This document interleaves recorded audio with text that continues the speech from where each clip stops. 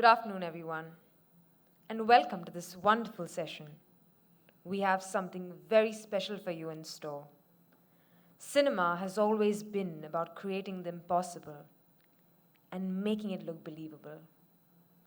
From towering explosions to breathtaking carved lips, special effects and stunt design are what give films their pulse-pounding realism.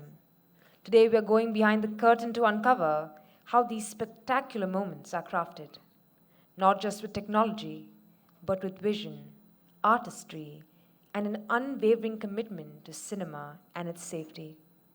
Let's have a look at the AV, please.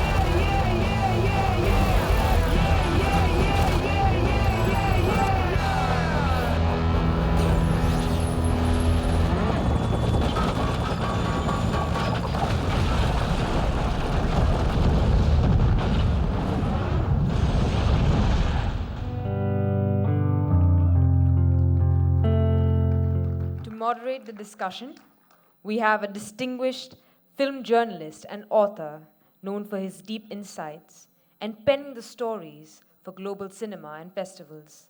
Let's welcome Mr. Naman Ramachandran. Thank you, sir.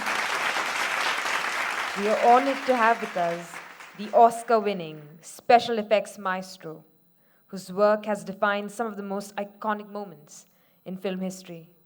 From engineering the record-breaking explosion in Spectre to designing the practical effects in Inception and The Dark Knight, he has been a vital force in the James Bond franchise for decades, constantly pushing the boundaries of what's possible on screen.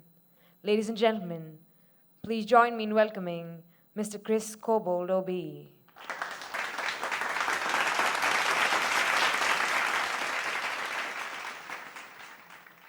Thank you, sir. We are all so excited for this session. The stage is now yours. Thank you. So, thank you, Chris. Welcome to India. I believe it's your very first time here.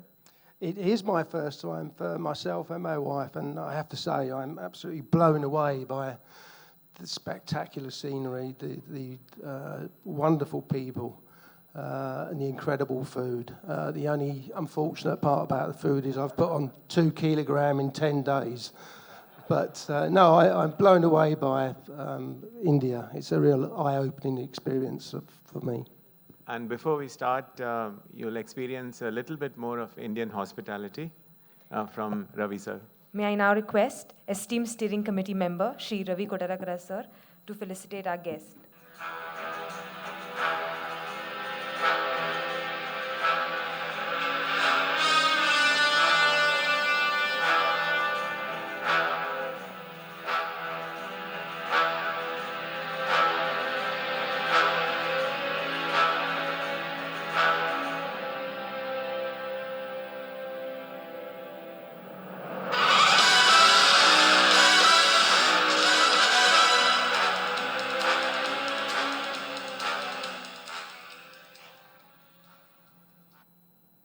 What was that?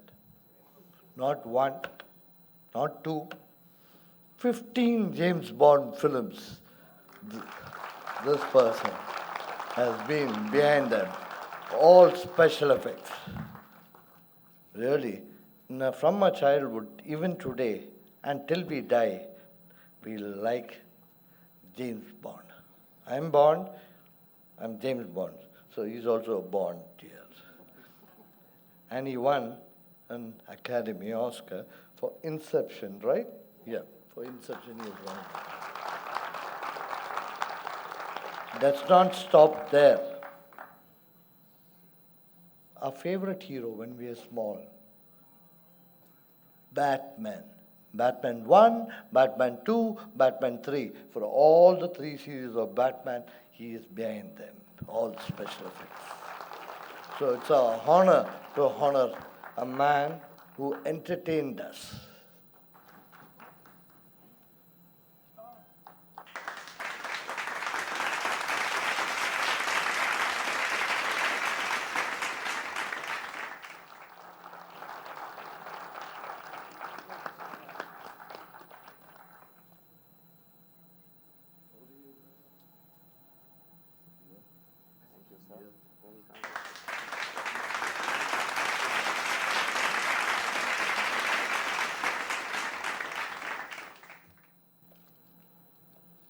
Listen to the Bond.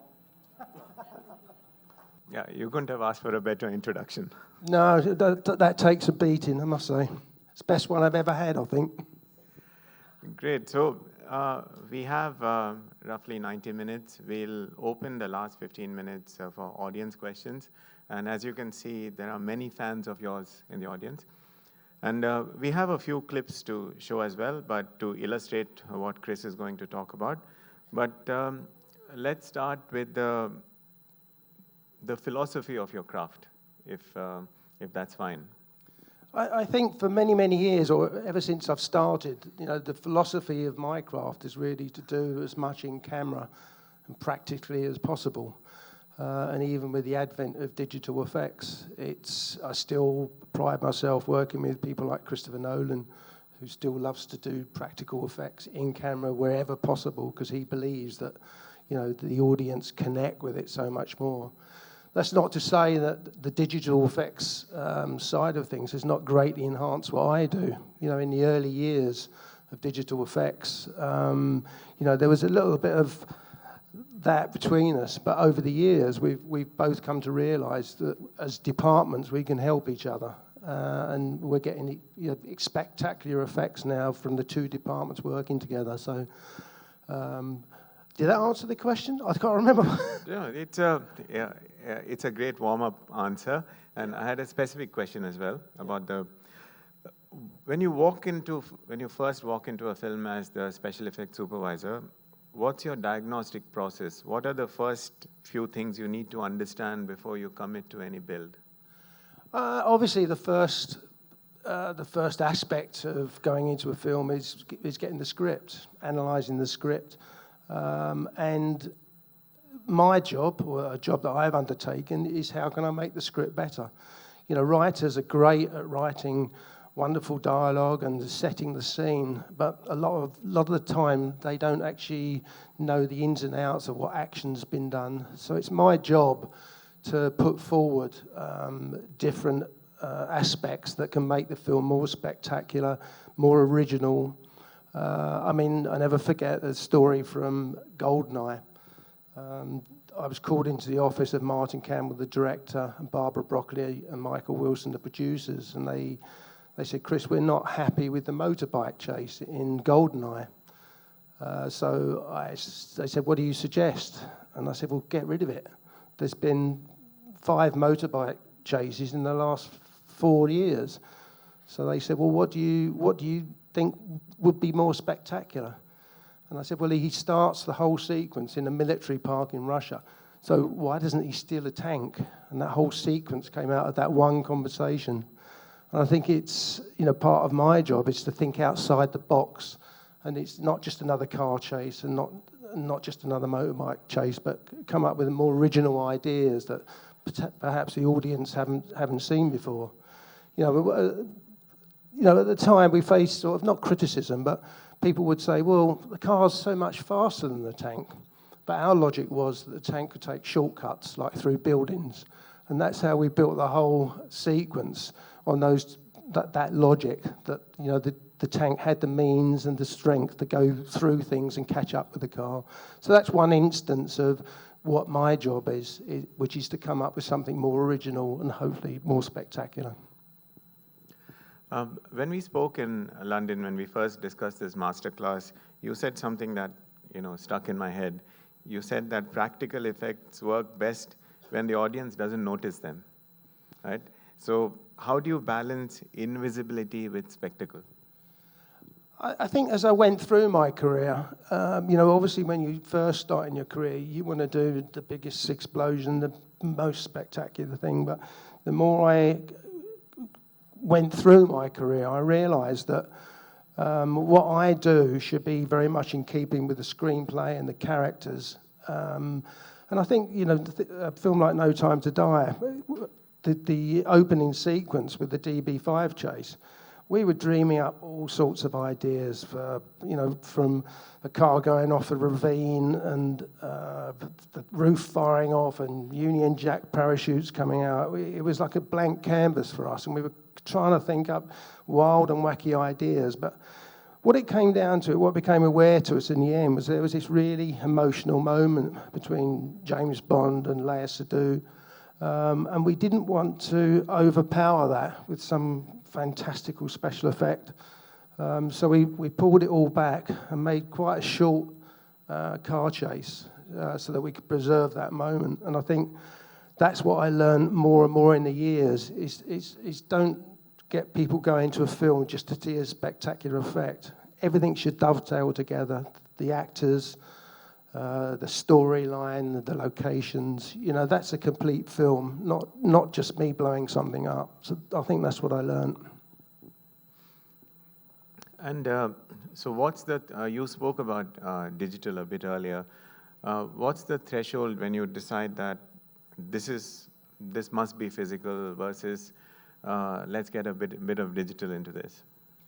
I think a lot of it depends on the individual director. I mean, when I first went to work with Christopher Nolan, his very words were to me, Chris, I only want to use digital effects if you can't physically do it. And that was his very words to me, and that's what we did throughout. I did 4 films with Chris Nolan, the Batman trilogy and Inception. And wherever possible, we tried to do as much work in camera physically as possible. And then the digital guys would make it even better. I never forget, my department was responsible for building the Batmobile and the Batpod and the Bat. And I think we were very proud of the Batmobile and the Bat bike, if you want to call it. And I was a bit disappointed when we got this flying Bat for Dark Knight Rises. And I went into Chris's office and said, look, Chris, you know, we've shot 2 films with practical cars, practical vehicles. Well, I don't understand why you've now brought a flying thing into it, which, you know, as good as my team are, we can't build a flying bat, you know, it's not meant to fly. So he said, no, Chris, let's talk about it. And we sat down and we talked about it, and we discussed various methods of shooting it. And by the end of that conversation, probably 50 to 60% of what that vehicle did, the flying bat, was done practically. We had the bat on wires for the very first shot where you see it approaching out the alleyway. That was on wires that went over the crowd. We hung it under heavy lift helicopters and flew it over Los Angeles. We had it on cranes where it was chasing the vehicle. We built a special vehicle that we mounted it on, and it could tilt and drive through the streets of Pittsburgh at 60, 70 mile an hour. And that's where the digital effects side of it came in, because they painted out the vehicle that we had this bat on. And I'm very proud of what the two departments achieved in that particular sequence. But Chris's rationale was that if we can do as much physically as we can, then the digital it gives a benchmark for the digital guys to match to. And I think it worked really well. And you know, we've talked about your successes, but sometimes things don't work, right? So how do you design for failure? In other words, how do you build systems that fail safely when the unexpected happens?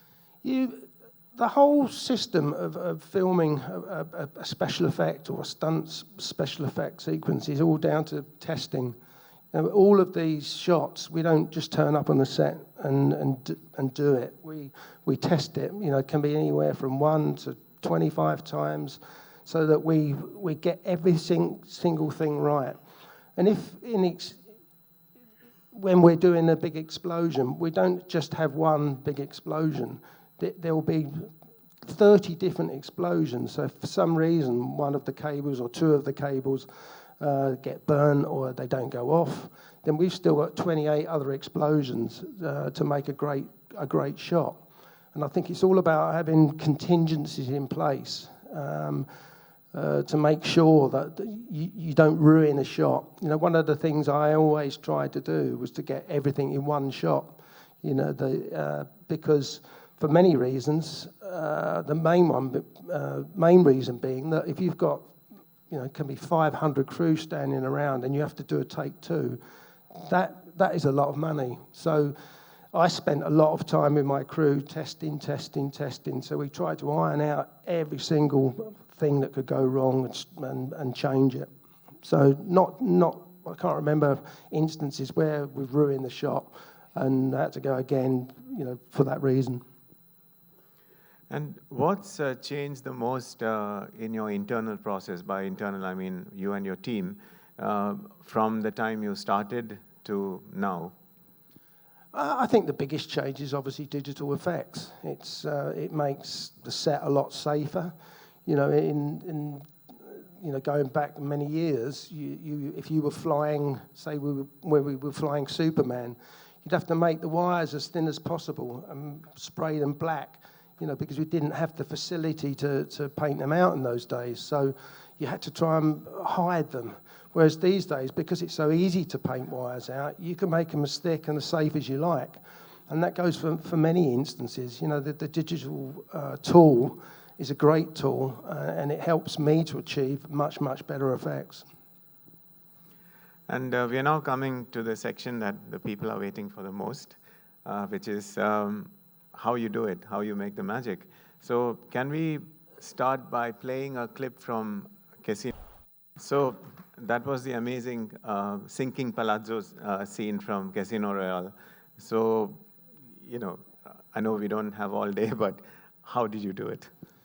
Well, that was an interesting one. I mean, Casino Royale was an interesting film all round because, you know, it was Daniel Craig's first James Bond film, and it was very much a mission for us to make sure that it was a success, because the press weren't very kind to Daniel when he first came on board, and you know, it was the blonde Bond, you know, lots of derogatory remarks. So it was a real mission for all of us to make sure Casino Royale was a great film, and this was part of it. When I read it in the script, it read just as a sinking room. What I didn't realise is they based the production designer, the lovely guy called Peter Lamont, based that set on the Hotel Daniele in Venice. And as you could see, it was pretty huge. I mean, the whole rig weighed something like 120 tons. It could sink into the water, into 20-foot deep tank of water. It could tilt through 15 degrees either way. We put vast amount of bubbles inside it, and to be able to sink it in. And that was for the interior shot. And for the exterior shot, we built a third scale miniature, which wasn't that miniature, it was 30 foot tall. So we shot that in conjunction at the same time. But, you know, a lot of the detail in the miniature was down to, we spent a lot of time testing how tiles would fall off and how they would slip off and the dust effects. It was a long process, you know, getting it to, you know, for the audience to believe that that was a real house. And what the digital guys did, they took our house, the exterior, which we built in a tank in Pinewood, and we went out to Venice and we shot that scene in Venice, and they digitally put in our miniature sinking house into the Venice background. So I think it was a really good marry up of the digital effects and what miniature effects and practical physical effects. I mean, we had a lot of fun with the building the rig. We actually built, because we only had 20 foot of water, and we had 40 foot high of set. We built all 4 floors, which could go down to halfway, and then we built the top 2 floors, which could go down and completely submerge. But as it happens, we never ever used the top one, which is a shame. But there you go. But it was interesting because it was a very complicated rig it was all controlled by a laptop that went on here. All the movements were programmed, massive hydraulics. And I was worried that it was so complicated that I spoke to the director and said, look, we need to have some contingency in place because there's a high chance that we could get a glitch. Maybe the computer software has a glitch. So we sort of planned 3 or 4 sets to go to, so the whole crew wasn't waiting for us to sort it out. And what actually happened was the mechanism never ever failed. So we then found ourselves with the problem that we had 3 other sets to go to and rushed to get done because they were never used as backup. Well, it's a good problem to have. Exactly, yeah. Can we play the BTS clip from Casino Royale, please?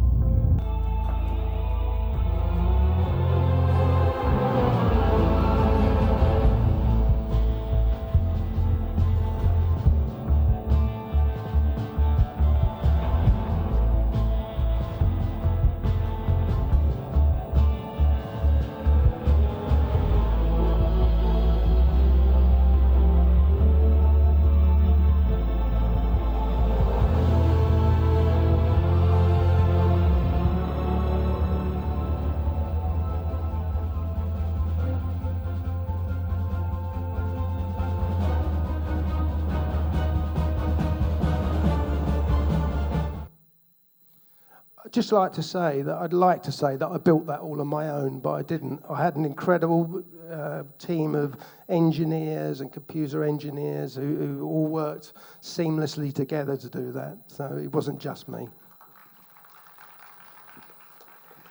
So staying with Bond, across multiple Bond films, you repeatedly reinvented scale, whether it was tanker explosions or collapsing buildings, vehicle rigs.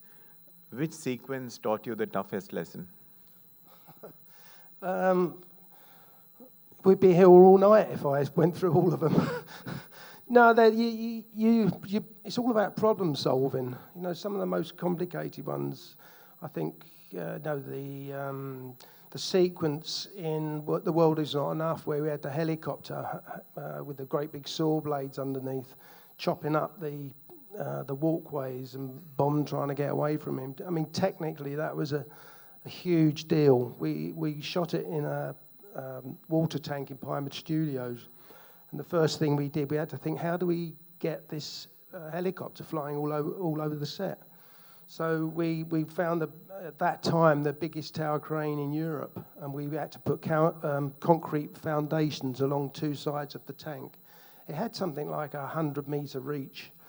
And then we programmed all the actions of the crane. So the trolley that went out, the slewing round, we programmed them all on the computer so that we could control them. And then we had to build the helicopter blades, which were based on real helicopter blades and had been in a couple of Bond films before, but never actually made it. And they were based on, I think it was in Canada or somewhere, where the helicopters would go along the power lines and trim off all the trees so they didn't go over the lines. But so once we found out how we were going to fly it, we got a dummy helicopter, we fitted the blades underneath, and then we had to, we programmed a lot of moves, so it would cut through the walkways, it cut through the BMW, and each one of them we had to make in soft materials because the blades themselves wouldn't have cut butter, to be honest with you. They were visually exciting, but they weren't sharp. We couldn't afford to have 6 razor sharp blades whizzing around the set with the whole crew there. So we made them, everything that they had to cut through was made out of lightweight materials, even down to the BMW, which we literally put the path through and then built up all the different layers of lightweight tin foils, and it became a process in the end that what we had to do to achieve that shot. So I think technically that was probably one of the most, it covered so many aspects of what we do in our job. Amazing. Now, coming to Inception, the film has a cult following around the world, and here in India, I mean, most people in the audience have seen it more than once, I'm sure. Can we play a clip from Inception, please?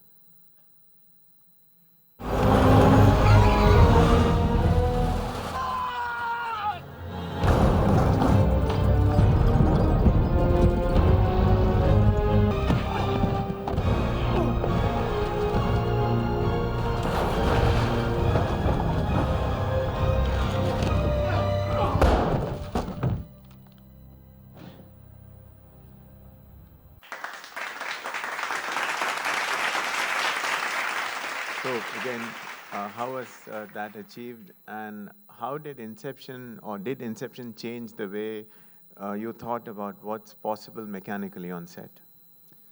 I don't think it changed my perception of what is possible on set. But whenever you're working with Chris Nolan, he's a genius at getting the most out of people.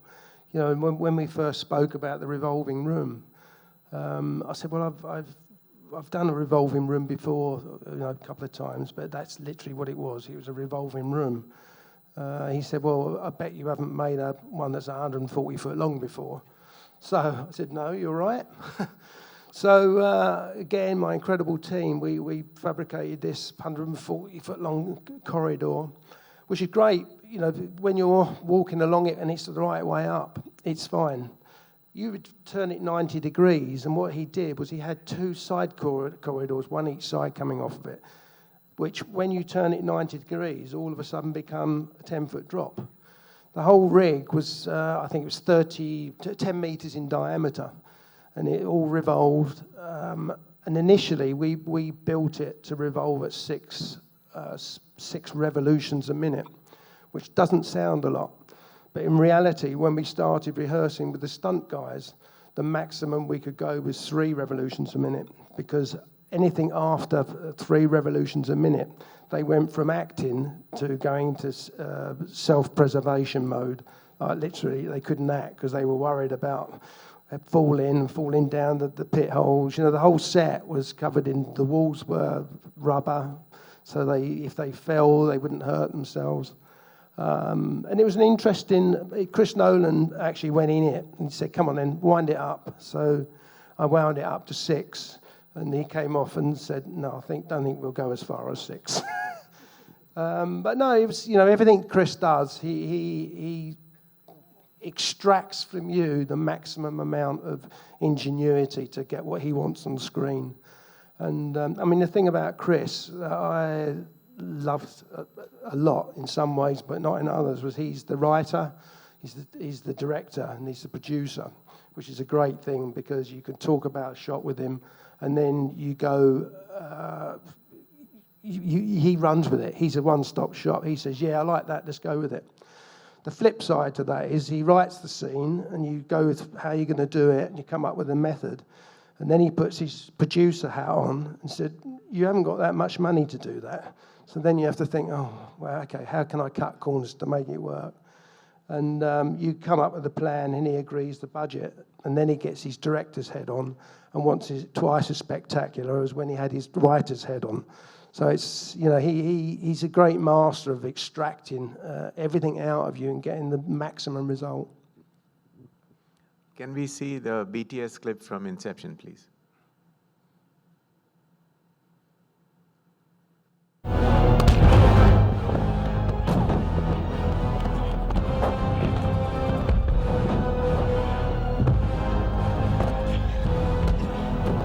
So, in these big franchises, how do you handle creative requests that sound impossible, but the director won't let go of it?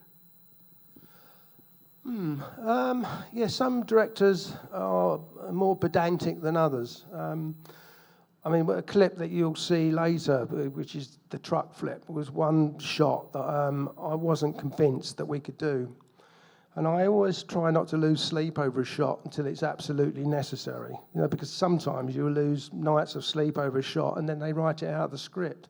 And you sort of wasted your life losing sleep over nothing. So in the event of the flipping truck, I kept leaving it and leaving it and leaving it, and it wasn't going away. So I thought I'd try a different tact. And I went to Chris Nolan and said, look, Chris, do you really need it, an 18-wheeler that's that long? Can't you have a shorter one? He said, no, I don't think it looks good, Chris. So I thought, okay, well, I've lost that one. Next few days later, I went to him again and said, look, Chris, how about if we have the tractor unit and we keep that flat and we flip the trailer unit over the back of it? So I think that would look good. He said, no, good try, Chris, but I don't think it would look as good. So in the end, I said to Chris, look, Chris, I do your deal on this because I'm not convinced I can do it. I'll go away, I'll prepare a truck with my crew, and we'll go to a test site and we'll test it. And I'll know instantly whether we've got any chance of getting it over. And I said, if we don't get it over, then we need to go to probably a miniature. He said, yeah, no, agreed. So we went away to the test site, we built the rig, we strapped the stunt guy in, sent it on his way, he pressed the button and it just sailed over. It never looked like it wasn't going to go over. But one of the clever things that my clever engineers did was they were worried that when there's a big piston that comes down that fires the back over, they were worried that it would go up and slide along before it actually flipped over. So they put these massive, great steel teeth on the front. So as soon as the truck lifted 2 inches up, these teeth dug in and formed a natural pivot for it to go over. It was once we did that test, and I reported back to Chris and showed him the footage. He was very excited, and I said, just out of interest, where are we going to film this, Chris? Expecting it to be some desolate site somewhere. He said, we're going to shoot it in LaSalle Street in Chicago, which I don't know whether any of you know Chicago, but it's the main banking district of Chicago. And the width of the street was narrower than the length of the truck. So that was a bit nerve-wracking doing the shot there. And I did lose a lot of sleep over that one, but we got it in the end, and it looked tremendous. And the weird thing about that was that when we did the shot, bear in mind we've got 20-story buildings all the way down the street. Somebody had got a video of it out their window from up, and it appeared on the internet next day, and Chris wasn't very pleased. So I said to Chris, I'm over the moon, Chris, because now everybody knows that that's not a digital effect, and it won't stop one person from going to see it at the cinema. He said, no, you're right, we'll go with that. now that we have talked about it, can we play the clip from Inception, from Dark Knight, please?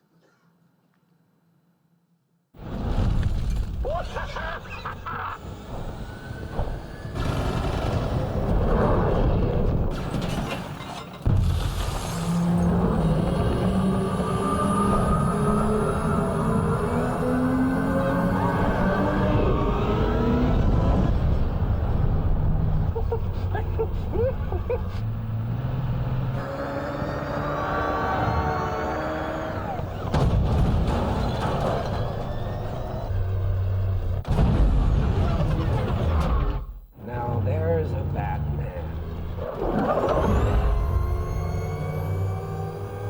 Oh, you want to play? Come on. Come on.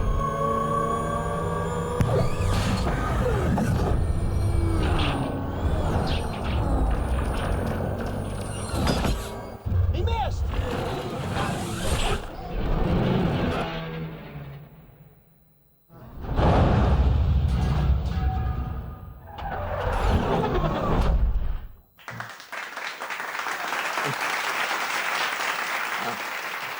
Still gives me goosebumps whenever I look at that. And so clearly that was one take, right? Yeah, it was one take. I don't think I could do another one. I was I was that nervous. Could we look at the BTS clip as well, please, from Dark Knight?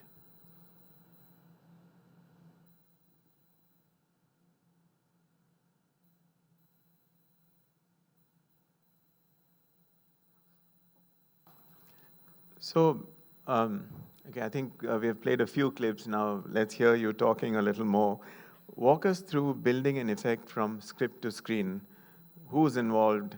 Where do costs go up? And where do surprises lurk?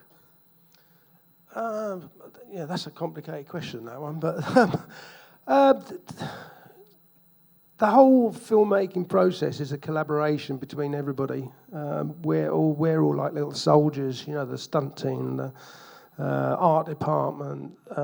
We're all there to pitch ideas to the director, and ultimately the director makes the final decision. Or on the films that I've been involved in, that's the case. And it's as I said earlier, it's our job to put all the right pieces in front of him so he can make an informed judgment about how the film should be made.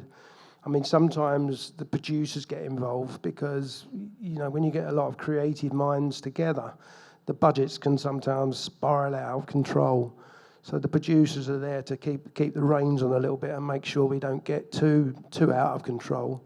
But the whole thing is a collaborative effort, and without we take out one of those cogs in the wheel, and it all falls apart. So everybody's relying on everybody else. You know, the stunt people, we work with the stunt people to might be put their roll cages in their cars. We work with the digital people. You know, the sets, we work on the sets very closely with the art department. You know, they all overlap, especially on a big action film. All the departments overlap. And it's a vital collaboration that we all work together to get the best result. And while designing a stunt vehicle rig, what are the non-negotiables? And where do directors often underestimate the engineering load of the whole process? I mean, obviously the non-negotiable part of it is the safety of normally the stunt driver. That's totally non-negotiable, and the director has to get his head around that and work with it occasionally. You know, we try our best. You know, if we're putting in roll cages for the stunt people, we try and hide them behind the fabric of the interior of the car. We put in fire extinguisher systems. We put in small petrol tanks. You know, all to minimise. You know, because the stunt people really want to do their best with these, and whenever we do a big stunt sequence, the stunt people will take the car or one of the cars and literally try and destroy it. Which breaks my heart sometimes, but it's a process that we have to go through. You know, we need them to feel comfortable and confident in the vehicle that they're driving to enable them to get the best possible events. But, you know, their safety is the main thing. But, you know, aside from that, it's also we don't want to damage property as well with these car chases. And classic example of that was in No Time to Die when we filmed in Matera in Italy. You know, this is a town that goes back thousands of years. And once we dreamt up the car chase, we worked with the art department and said, look, they're going to skid round the corner here. So we would put down concrete blocks and the art department would blend them in with plasterwork and dressing to make them look like these 5,000-year-old buildings. So, you know, we, especially in the case of James Bond, they've always prided themselves in filming on a location and leaving it the same, or if not better, than when they went there. And they spend a lot of money making sure that we look after everything. So, I mean, you spoke about safety. So how do you assess risk on a set where multiple departments have competing priorities? So the stunts have different priorities, VFX, art department, camera. So what is the risk assessment process? Do you all sit together and say that these are the things that could go wrong? Yeah, absolutely. I mean, obviously, a lot of this is ironed out in the testing procedure, probably between us and the stunts. But, you know, information is integral on every set we go onto. And if we're doing a big special effects stroke stunt sequence, you know, the whole team, the whole shooting crew will all get round together prior to this. And I will say what I'm going to do, what's going to happen. The stunt person will say what he's going to do, what's going to happen. So everybody, you know, all of you here would be in the loop as what's going to happen. What we don't want is surprises, you know, because that's when problems happen. So everybody is informed, and we have, you know, this meeting religiously if we're doing anything major. And put that with the testing procedures as well. That's how we mitigate the risk. That brings us neatly to explosions. Now, you've staged, you know, large-scale, controlled explosions for decades, including, if I'm not mistaken, the world's largest explosion in a James Bond film. So what's the biggest misconception that filmmakers have about detonation physics? That's a good question. I mean, explosions aren't my favourite thing, I have to say. They're part of the job. But to say, oh, I enjoy explosions, the only time I enjoy them is when they're over. You know, because the extent that you have to test to make sure that the parameters are right for everybody to be safe are enormous. And literally, that explosions involve more testing than any other effect. I think, you know, they're a necessary evil of what we've got to do, but at the same time, they make a scene spectacular. You know, the one in Spectre out in the desert in Morocco, which is the one you're referring to, you know, we never set out to do a record-breaking explosion. It's just happened that way, and production all of a sudden decided that it would be good publicity for the film and added up what we used, and that's what that came about. I mean, I never ever saw the award for it. That's locked in some production office somewhere, but I mean, there's an interesting story about that one, because the Spectre explosion in the desert comprised of about 300 different explosions, all linked in. And we used a brand new detonation system. Normally, each one of those 300 explosions would have a wire run to it, back to a firing position. Well, we used a new system which involved computerized detonators. So literally, you ran one wire around the whole lot, and you programmed each detonator to, right, you go off now, you go off at 0.2 of a second, you go off at 1.3 of a second, which saved a lot of manpower time running out all these wires. The only downside to it was that when you turned over, you rolled the cameras and you shouted action. When you pressed that button, there was a 3-second delay when all these detonators all talk to each other and say, yeah, I'm good, I'm good, I'm good. And I had to say to Daniel Craig, that no pressure, Daniel, but I'm going to press this button about 3 seconds before you finish your line, so don't mess your line up. Which he looked at me quite strange and said, you are kidding me, aren't you? I said, no, I'm not. That's the way it is.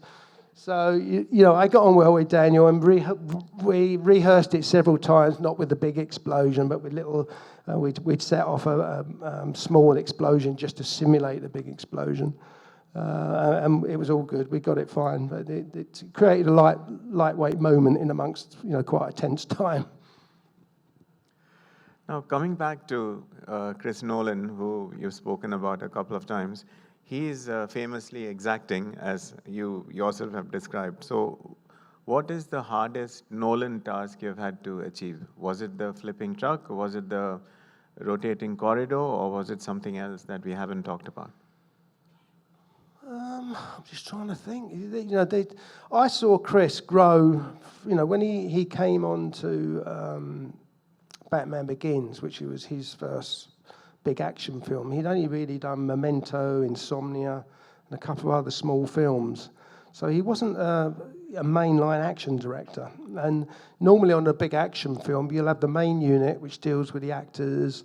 And then if there's a lot of action, you'll have a second unit, which deals just with the action side of it. So you haven't got hundreds of crew standing around while we're doing the action, because it's quite time-consuming. So I said to Chris, when we started Batman Begins, I said, who are you going to have as your second unit director? And he said, no, I'm not going to have one. I said, okay, all right, well, I'm not going to question him because he's the boss.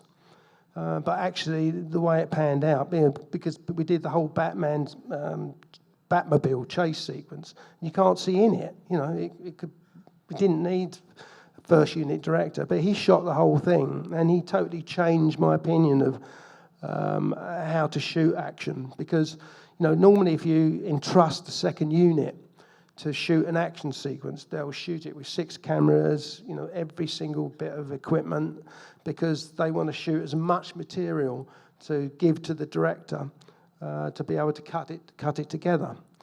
And unfortunately, probably most times 60 to 70% of that ends up on the cutting room floor. Whereas when Chris shot the second unit sequences, he shot the whole thing exactly what he had in his head. So there was very little wastage. So pound for pound, it probably worked out cheaper than him having a second unit do it.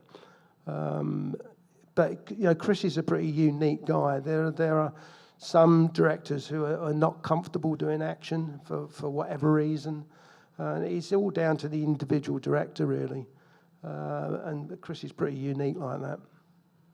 So in that scenario, how do you collaborate with filmmakers who don't speak the language of mechanical special effects? We bang a few heads sometimes. It depends. The further you go into your career, the more confident you are in what you're saying.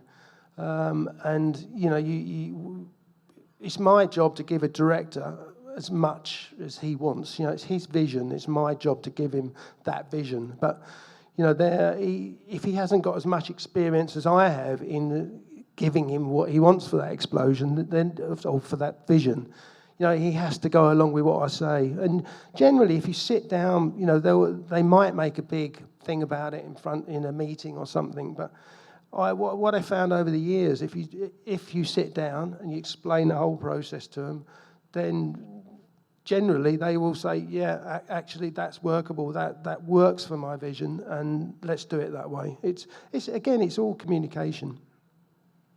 So which director has pushed you the most out of your comfort zone in a good way?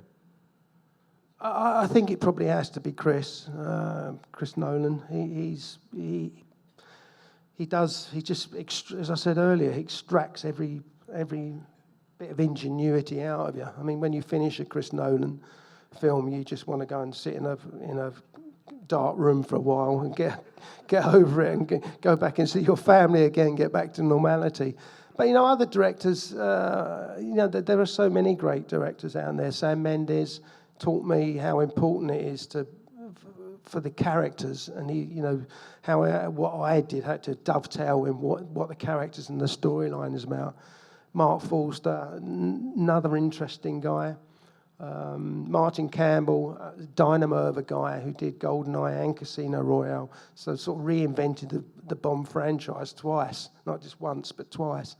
He was a fiery guy that's interesting to work with. And on the flip side, have you ever had to say no to a top-tier director? And in such a scenario, what was the fallout? I don't think it's as blunt as saying no. I think my stock phrase was, let's talk about it. I think one of the only times that I had to say I don't think this is safe was in the start of Dark Knight Rises. There was this whole thing where a plane lassoed another plane, and the plane was lying vertical. And then at the end of it, the two actors are hanging within the end of the fuselage, and we dropped the fuselage away.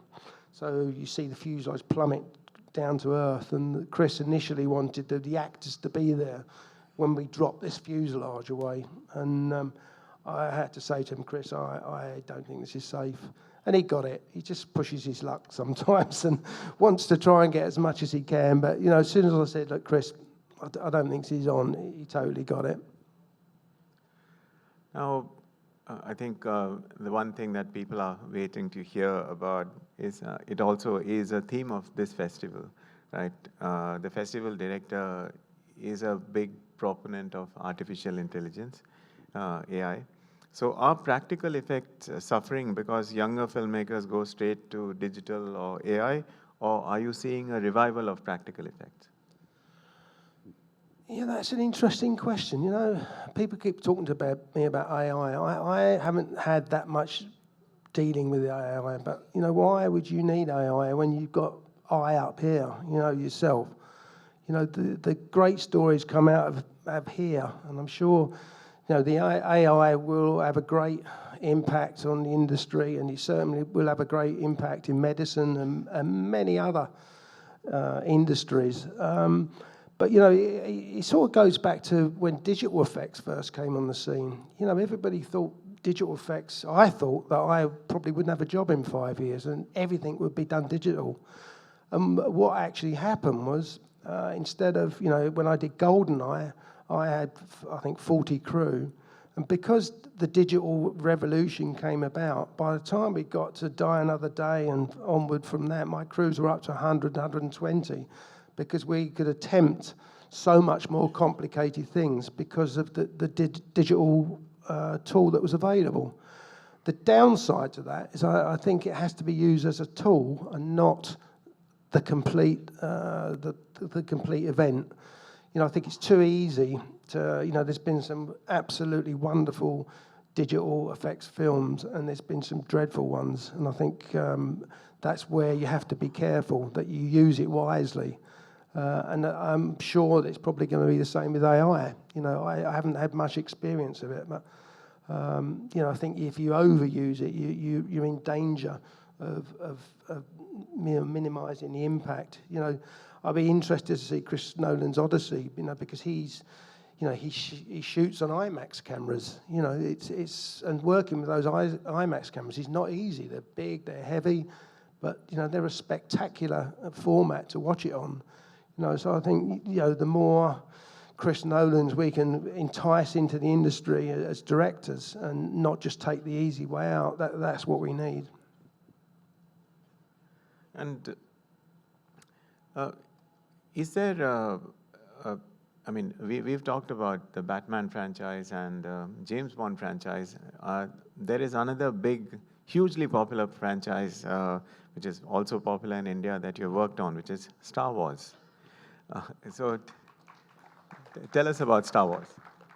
Yeah, Star Wars was an interesting one. I must admit, I've never been a massive Star Wars fan. It wasn't my genre, if you like. But I was asked to do the reinvention of Star Wars Force Awakens. And at first I was hesitant. But I thought after, well, do you know what? I'm going to try and put my stamp on Star Wars. And it was a big moment for Star Wars because this was their reinvention of a trilogy. I think we did some great practical effects on Awakens. Whether I probably changed the course of how they made them, probably not. But I'm still proud of what we did in that film. And the next one, I was adamant I wasn't going to do The Last Jedi, but I met the director, Ryan Johnson, who was the sweetest man, talented writer, very calm, and fell in love with him instantly. So I ended up doing The Last Jedi as well, and had a great experience on it. What's the closest you have come to a catastrophic failure, and what saved the day?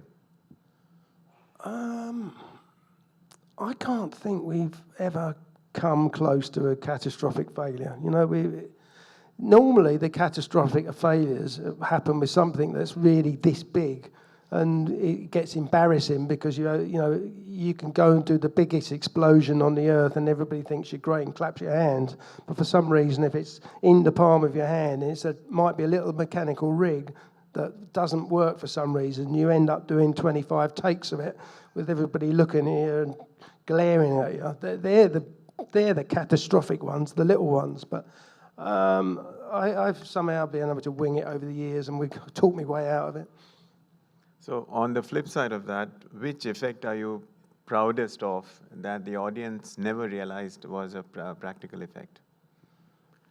Something that, like a shot that really nearly broke you, but it looks absolutely effortless in the final film. There is so many of them. I think one of my favourite things, which I'd like to say you don't notice it, but was the tube train in Skyfall.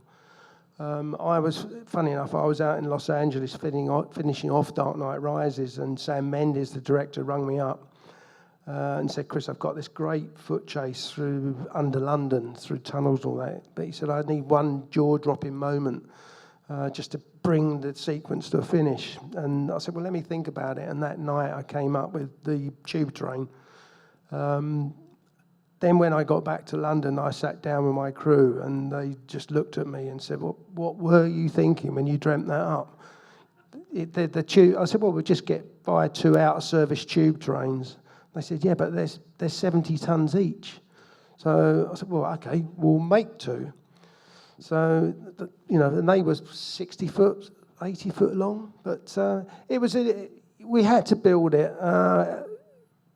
I guess we possibly could have shot it as a miniature, but it's not as much fun. And, but by that time, Barbara Broccoli came to me and said, "Look, should we do this real?" I said, "Yeah, absolutely, we're going to do it real." And I think there's a lot of people that are interested. I've probably had so many conversations about the audiences who looked at it and realised we'd done it for real, and what the trials and tribulations and the challenges we had. It creates for great cinema in itself how a lot of these effects and stunts are achieved.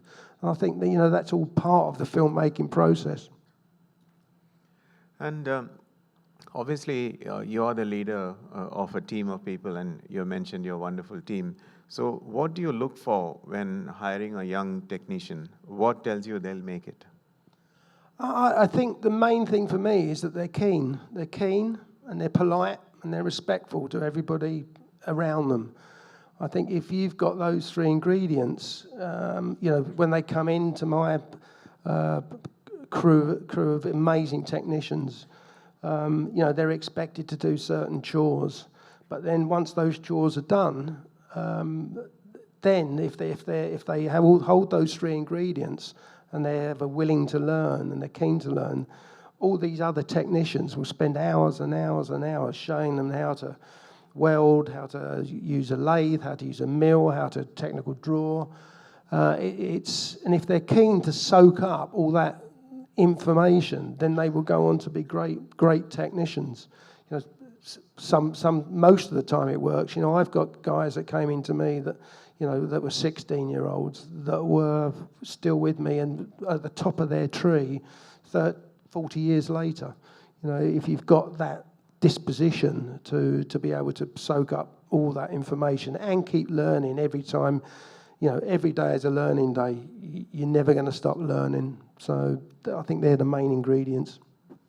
So has the apprenticeship model, which you just described, has it changed over the years? Because 40 years ago, there was no access to the internet. There was no free flow of information.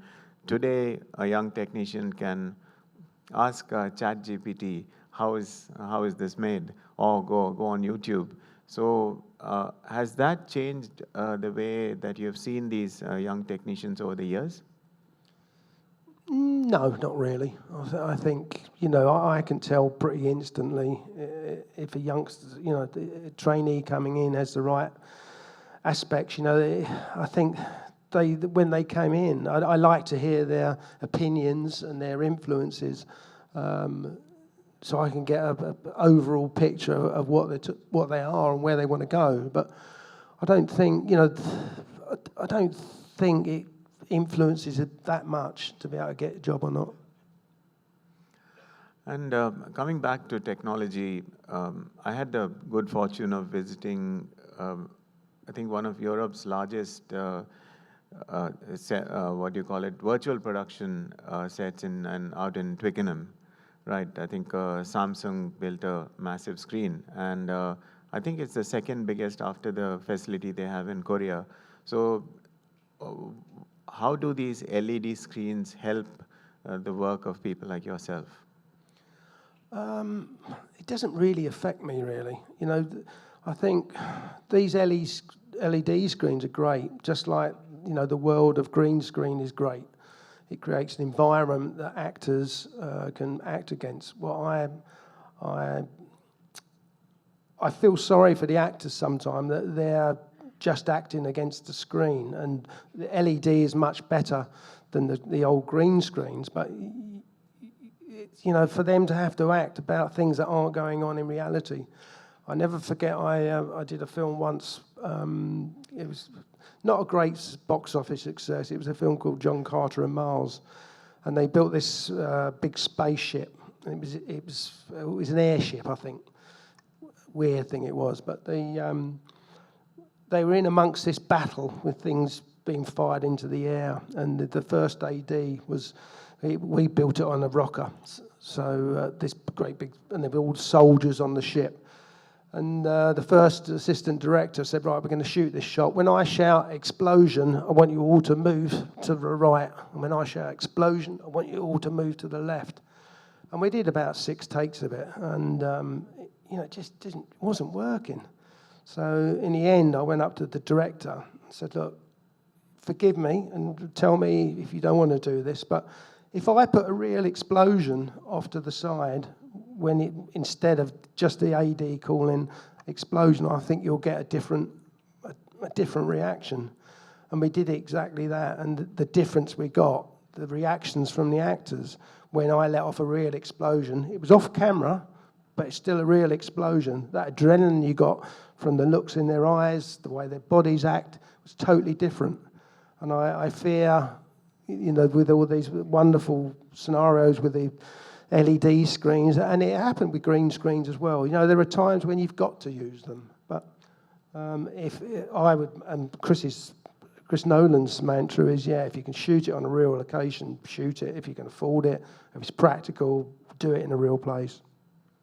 So are we reaching the limits of what it is safe to do practically, or is the ceiling still far off? It's you haven't got to increase the risk element to get a great, spectacular special effects sequence. You know, it's more about being original and coming up with new ideas and thinking outside the box. You know, whether it's the tank chase or whether it's the underground train crashing through the ceiling. It's coming up with something original. You haven't got to do yet another big explosion. You know, if you did an explosion twice the size of the one I did in Spectre, okay, it's just another explosion. It's not.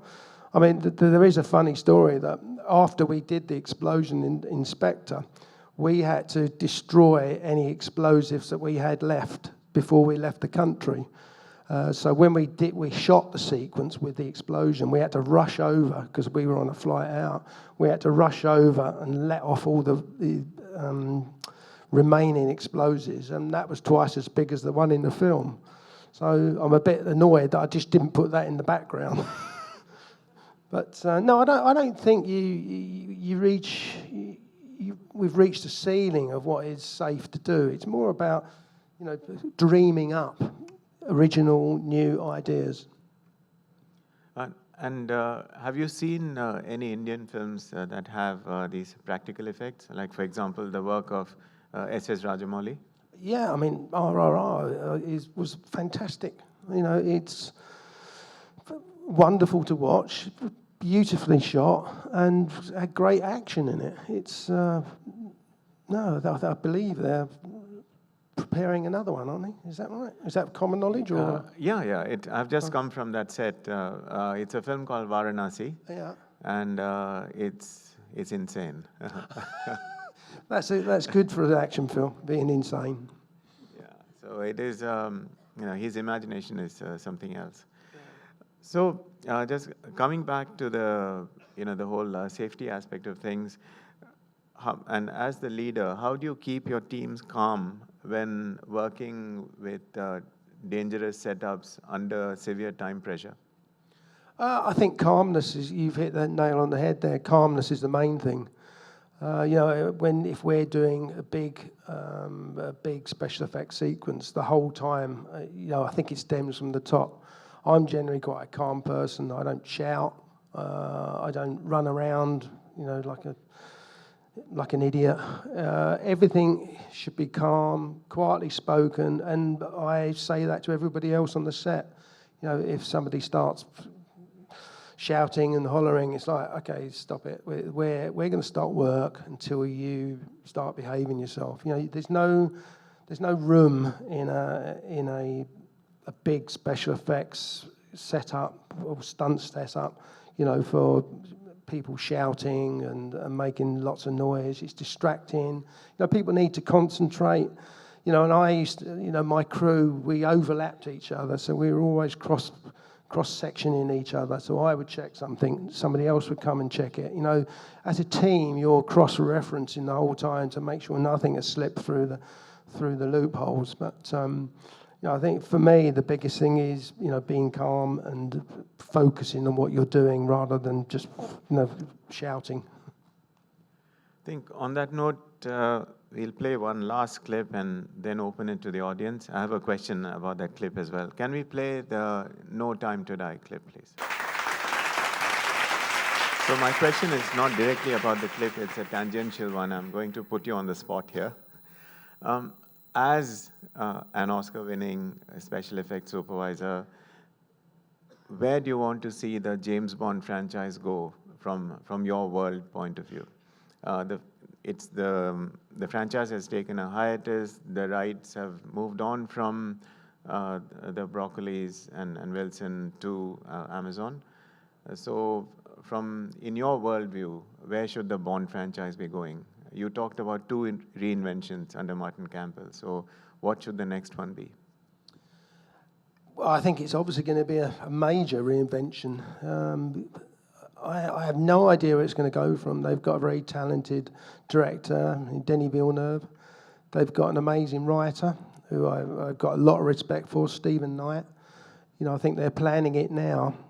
I personally think it's going to be radically different. In what shape or form, I have no idea. But, this is probably one of the biggest reinventions ever, because, before we always had a continuity of Cubby Broccoli, Barbara Broccoli, Michael Wilson. They were always the stabilising anchors to the James Bond franchise, whoever the director was. They were always the guiding light about certain things that we had to adhere to make a great James Bond film. Well, those are gone now. Those people are gone. So it's a blank canvas for the filmmakers and Amazon to make the next James Bond film. So I'll be interested to see which way they go. And will you work on it? Never say never, but I've got my own agenda now as far as where I want to go. So, which is where I was coming to next. You are going in a slightly different direction, and that direction has everything to do with India. It does, yeah. A couple of years ago, I made a conscious effort to stop doing practical effects and to concentrate on writing. And I think my passion now is to direct.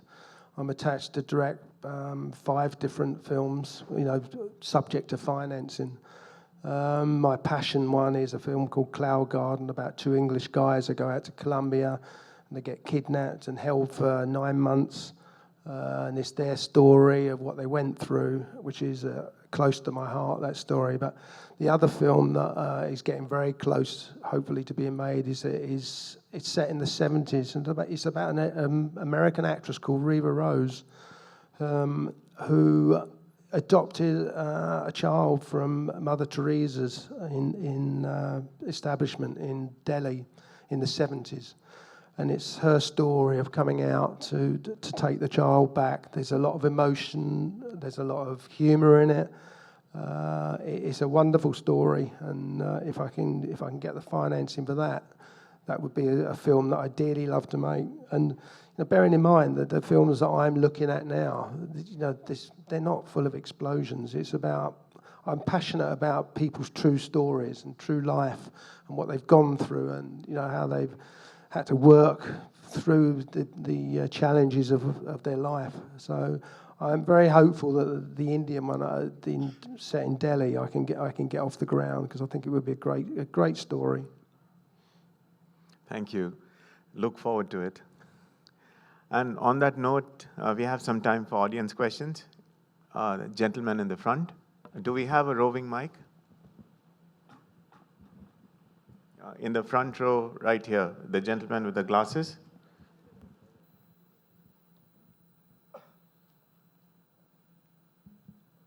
Hello, Adarsh from All India Radio State Broadcaster. Recently, Indian director Rajkumar Hirani had a masterclass on directing and editing. So he said that a lot of movies are they can be make or break. They can have their make or break moment at the editing table. So you have one idea, but the execution becomes something else. So do you ever fear that at the editing table, the idea that you had, the scenes that you shot, could be butchered or misinterpreted? And my second question is, do you have a sequence that is close to your heart? Your first question, I think the editing scenario can definitely make a great film. And I think it's important that the director works with the editor. Again, going back to collaboration between the whole crew, I think an editor is there. I love editing. It's one of my passions, and I think it's an important part of a director to know how to edit and cut the scenes together and what's going to work. So I think mostly editors are just a great tool to have, and will work together. And it's probably one of the closest collaborations on the film, where a film is a director is filming. He's probably got 20 guys all coming to him. Whereas once a film is shot and he's working closely with the editor, it's a one-on-one situation. It's very intimate, and I think some great things come out of that collaboration at that particular time. Your second one, something close to my heart. Again, we would be here all night talking about the great moments I've had. What my crews have achieved over the years. From, you saw a brief clip in Tomb Raider of these 9 planets whizzing around. You saw the helicopter crashing across the bridge. There are so many wonderful moments where I've seen the expertise of my crew shine out and amaze me even. I can come up with the ideas, and I have a vision in my head how I want to see them. But to get a team of engineers working together and against all adversity, dealing with the problems, dealing with the challenges in a relatively short amount of time, and then to keep it all going while you're filming is a unique experience. So there are so many instances of how I'm so proud about the crew over the years. It would be wrong for me to just say one.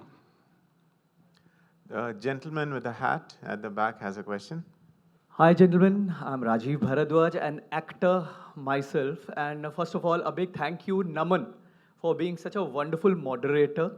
And you were able to bombard Chris with questions which were potent, which were explosive, full of love, yet very intelligent and intriguing. So it made for a very, very interesting, insightful conversation. So thank you. And now the question. Let him finish his question. The mic will come to you. So, being an actor myself, I've been fortunate to have been blessed with some wonderful scripts from the very own Hindi Indian heartland. And Chris, very happily I can share that I've been blessed, fortunate to be part of some big Indian historical television series. So I've had beautiful, wonderful action sequences, but big or no moments as well. And fortunately, our special effects supervisors and action directors were there, and as you quite rightly said, they need to have a level, calm head. It helps. During the Bond sequences, a lot of the Bond series, so, you know, there are controllables, there are uncontrollables, as you quite rightly mentioned, like wind, like fire, water. So how difficult, how challenging are these elements? What you've experienced from your experience to control, other than the technical gadgetry, the safety of people around. And as the gentleman said, I'd like to add on to that, what is one of your favorite James Bond gadget? Wish you had one to solve a real life challenge on the filming set. Okay. What you're talking about, atmospherics, which is wind, fog, snow, water, they're all challenging in their own right. You know, if you're doing a fog sequence outside, the times that you might have the director saying, why is the fog not over there? Well, because the wind's blowing that way.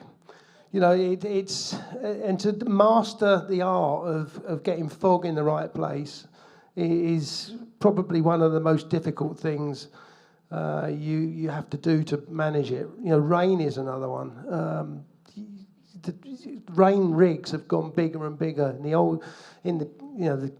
older days, it used to be like just stands, you know, that you put round camera. But these days, it's great big cranes with huge bars over the top, so that I could feel twice the size of this room. It's an art in itself, but it's very rewarding when you get it right. When you get a great fog effect in amongst the trees, it brings the scene to life. So yeah, they're as important as all the wonderful gadgetry and rigs and all that. It gives atmosphere to whatever's going on film. Yeah. So I'd like to take my hat off to your answer, and from the wind, fire, fog, and actor's hair, which is the most difficult to control. The gentleman here has the mic. I just want to ask three simple questions from, your past, present, and future. How did you come to this? What was your childhood? Were you playing with bombs or flipping cars as a kid? And your present question is like, as a film school graduate, I just want to know if a director wants to learn special effects and adapt in the film, is there a way to learn it? Has he have to go to the film studio methodology? And the future would be, I just want to know, it's heartbreaking to know that you have left practical effects, but I just want to know, what is your opinion about how is the future going to be on practical effects from now? Thank you. I'd like to think that practical effects will be around forever. He said, I don't really know how to answer that. It's a long question. It's basically, what's the future? I think there will be directors who will always want to do stuff practically. And I think one of the main reasons is that they see exactly what's going to happen in real time, at that moment in time. Whereas if you're going to rely on a digital version of it, you could have to wait 3 months. By that time, you've lost your actors. So I think that's why a lot of directors want to get as much in camera, so they know what they've got. They might tweak it later and digitally enhance it, but they know in their mind they've got the shot at that moment, which I think is a big bonus. think the bearded gentleman had a question, followed by Munja. I was watching James Bond films when I was 12 years old. I have watched about 10 movies. I want to ask, like, does it help you reading Ian Fleming's novels to do your work, whatever work you do? And Casino Royale was a real life incident. I mean, that's what everybody say. I mean, it's also in the books. Did you go to the original and what happened and to the history and did you do research? And in 1960s, 3 films. One is Birds by Hitchcock, one is King Kong, one is Frankenstein. These are all had very, very, very, very difficult special effects. Do you know how they might have done in 1950, 1960, when VFX and other things were in nascent stage? Thank you. Very good question. The question is, did you read Ian Fleming and Casino Royale? Yes, Ian Fleming is the basis for all the Bond films, and Cubby Broccoli, Barbara Broccoli, Michael Wilson always refer to Ian Fleming. In reality, you know, the Bond films are loosely based on Ian Fleming, but you know they're more fantastical to appeal to a wide range of audience. But the essence of Ian Fleming is always upheld in the films we make in various ways. You know, the Broccolis and Michael Wilson always upheld that and always referred to Ian Fleming on many occasions. You know, whenever we got into a talking point about a particular scene or a particular location, Ian Fleming's name will live forever. You know, he invented James Bond, so you know we revere to Ian Fleming all the time. And the second part of the question was, how did King Kong, Frankenstein, etc., achieve it before the age of VFX?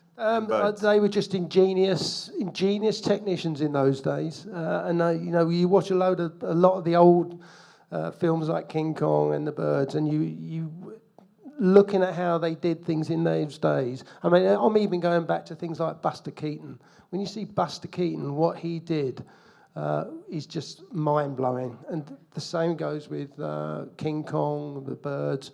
They used to do some clever things with like painting on glass, you know, and shooting through that set on glass. You know, they before digital effects came along, there was a thing called optical effects, where they used to manipulate the actual film that was shot.